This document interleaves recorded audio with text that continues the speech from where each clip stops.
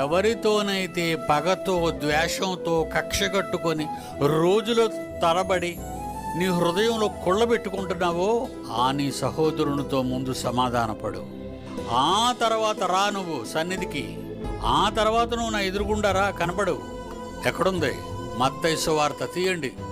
ఈ పగలు ద్వేషాలు, మాట్లాడుకోకపోవడాలు, వేరుగా ఉండటాలు, వాళ్ళు తప్పనిసరిగా ఇది తెలుసుకోవాలి. మత్తయి సువార్త 5వ అధ్యాయము 23వ వచనము. కావున నీవు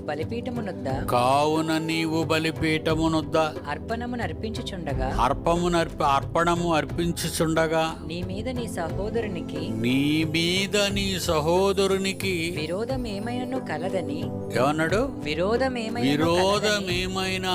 నన్ను ఒక మాట అనేసింది, నన్ను ఒక మాట అనేసాడు, మమ్మల్ని ఎంత మాట అనేస్తారా? విరోధమేమైనా కలదు అని అక్కడ నీకు జ్ఞాపకం వస్తే అక్కడ బలిపీఠము ఎదుటనే నీ అర్పణాన్ని అక్కడ విడిచిపెట్టేసి మొదట నువ్వు వెళ్ళు, నీ సహోదరునితో సమాధానపడు, నీ సహోదరితో సమాధానపడు. ఆ తర్వాత వచ్చి నీ అర్పణాన్ని నువ్వు నాకు ఇస్తే నీ అర్పణాన్ని నేను స్వీకరిస్తాను.